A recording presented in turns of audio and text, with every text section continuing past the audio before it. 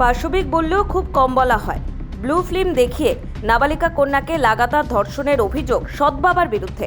গ্রেফতার অভিযুক্ত। উত্তর 24 পরগনা জেলার বসিরহাট মহকুমার হারোয়া থানার বকজুরি গ্রাম পঞ্চায়েত এলাকার ঘটনা।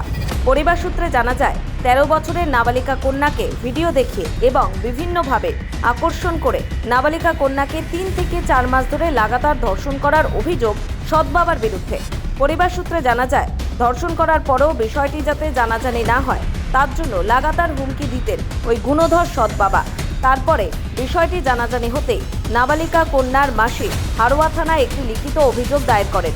অভিযোগের ভিত্তিতে হারোয়া থানার পুলিশ ইতিমধ্যে একটি মামলা রুজু করে ঘটনার পূর্ণাঙ্গ তদন্ত শুরু করেছে। তার পাশাপাশি ওই অভিযুক্তকে আটক করে ইতিমধ্যে জিজ্ঞাসাবাদ শুরু করেছে পুলিশ।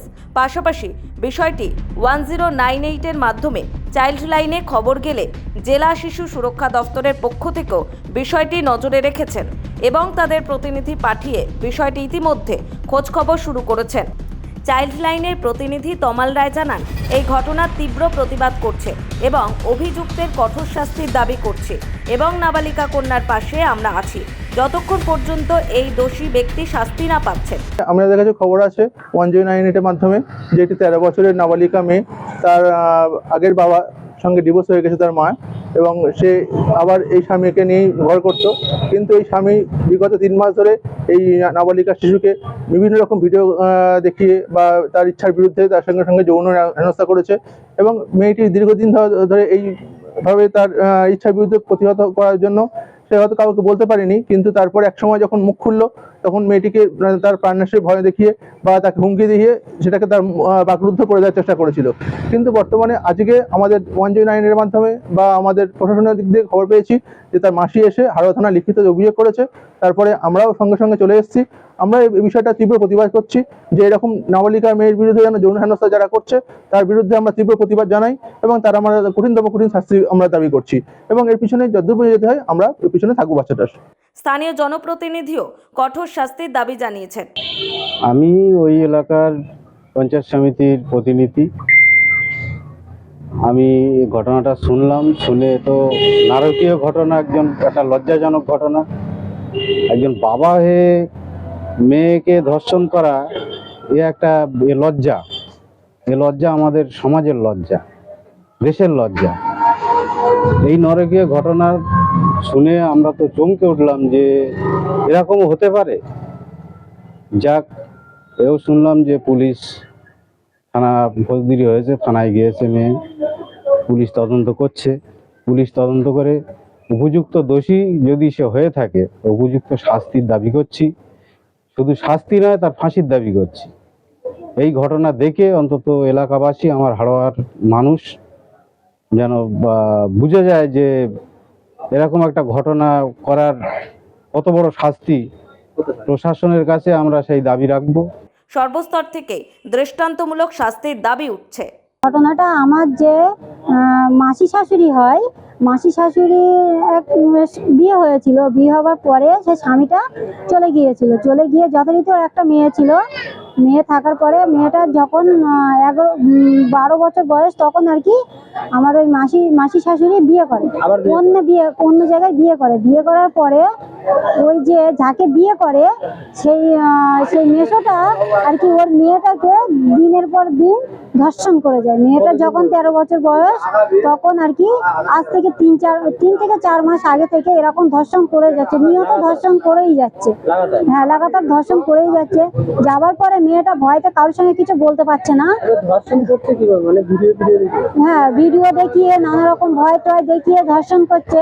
করার পরে মেয়েটা যখন বাইরে কারোর সঙ্গে বলতে যাচ্ছে তখন ওর মুখে বালি চাপা দিয়ে মেরে দেওয়ার কথা বলছে, তারপরে হুমকি দিচ্ছে, মেরে দেওয়ার হুমকি দিচ্ছে। সেই জন্য মেয়েটা ভয়তে কিছু বাইরের লোকের সঙ্গে কিছু বলতে পারছে না। যখন মেয়েটা অত্যাচার বেশি হয়ে যাচ্ছে তখন মেয়েটা বাইরে এসে আমাদের সঙ্গে বলে এবং আমাদের ফোনে রেকর্ডিং আছে।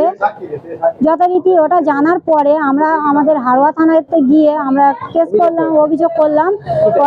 আমরা চাইছি ওরকম মানুষের ফাঁসি হওয়া দরকার, ফাঁসি হোক। আপনাদের কাছে এটাই আমরা অনুরোধ করে বলছি, ওদের ওই মানুষটাকে ফাঁসি হোক, আমরা ওর ফাঁসি চাই। ও একটা বাবা হয়ে, নিজের রক্ত না হলেও পরের রক্ত, ও একটা বাবা হয়ে একটা মেয়ের উপরে এরকম অত্যাচার কেন করে? বাবা এবং মেয়ের সম্পর্ক যে মধুর সম্পর্ক, এই সম্পর্কটা উনি নষ্ট করছে। ওনার মতো অনেক মানুষ আছে যে ওরকম করে, কিন্তু কেউ ভয়তে এগিয়ে আসতে পারে না। আমরা এগিয়ে এসেছি, আমরা এর বিচার চাই, ওই মানুষটার ফাঁসি চাই, কঠিন থেকে কঠিনতম শাস্তি চাই। যেন প্রত্যেক বাবা যেন এটা মনে করে যে এই সম্পর্কটা যাতে নষ্ট না হয়, এটা মধুর মতো সম্পর্ক যেন মধুর হয়ে থাকে। হ্যাঁ, ধর্ষণ যেন কেউ ওরকম না করে, নিজের হোক পরের হোক, সন্তান তো সেটা, সন্তানকে সম্মান দেওয়াটা প্রত্যেক বাবার মূলত কথা। বাচ্চাটা আর কি আমার ননদের কাছে থাকতো, ননদ রেখে অন্য কোনো কাজে যেত। আমরা মনে সন্দেহ ভাবতাম যে এরকম দরজা দিয়ে থাকে করে, আমরা তো কিছু বলতে পারতাম না, মানে বাচ্চাটার মুখতে না শুনলে, সঠিক না দেখলে। তারপরে এই 3 মাস নাকি বাচ্চাটার সঙ্গে ওর বাপ বলে সম্পর্ক দিত, তবু ওর সঙ্গে ধর্ষণ করতো। মানে বাচ্চাটা শুনতে, হ্যাঁ। আর এইবারে বাচ্চাটা 3 মাস পরে মানে ওর বাড়ি কোথাও কারোর সঙ্গে কথা বলতে দিত না, জানে এটা তো আমরা ফেঁসে যাবো। সম্পর্কে কি হয়? বাচ্চাটা হচ্ছে আমার ভাগ্নি, এই 13 বছর বয়স বাচ্চাটা। যে এই কাজটা করছে তার কি হয়? তার মেয়ে সম্পর্কে হয়, সৎ বাবা। তা এরকম 3 মাস হচ্ছে ওর সঙ্গে ব্যবহার, তো ও আমাদের বলার চেষ্টা করছে, তা ওর বাইরে বার হতে দেয় না। তারপরে ওর মেয়ে চিল্লাতে যায়, যখন ওই রকম কাজ করে, ধর্ষণ করে, তখন ওর মুখে বালিশ চাপা দেয়। তারপরে যাতে কেউ না বুঝতে পারে গামছা বেঁধে দেয়। তার কারণে এইবারে ওই বাচ্চাটা থেকে ওর মায়ের সঙ্গে বলে, মা ভয়ে কোনো প্রতিবাদ করতে পারে না, বলে লজ্জার ব্যাপার, কিছু বলো না। এই 13 বছর। আর হচ্ছে তারপরে আমাদের কাছে একদিনই ছুটিয়ে আসে যে মামি আমাদের জানটা বাঁচাও, আমার মা তো কিছু হেল্প করছে না, আপনারা একটু আমার হেল্প করেন, আমি একটু আমার এরকম করছে, দর্শন করছে রাতে ভিতে, আমরা বিশ্বাস করছি না, না এইটুকু বাচ্চা আর অতটা বয়স এটা করতে পারে। তা বলছে তুমি যদি না বিশ্বাস করো, আমি রেকর্ডিং করে, আমার ফোনে ফোন দিয়েছে, আমার এই ফোনে খারাপ খারাপ ভাষা বলে, আমার এই ফোনে এই খারাপ চিন দেখে, এইসবগুলো শেখো। তা আমি সে শিখছি না, এই রেকর্ডিং করছে, এইগুলো তোমরা শুনে আমার ভিডিও দেখিয়ে হ্যাঁ হ্যাঁ ভিডিও দেখে আমি রেকর্ডিংটা করেছে, মানে ভিডিও খারাপ যে সবগুলো খারাপগুলো দেখায় বাচ্চা মানুষ। ও বলছে তোমায় এইগুলোই শেখো। তারপরে আমরা হাড়োয়া থানায় অভিযোগ দিয়েছি যে ওর যেন শাস্তি। নোবেল বাংলা।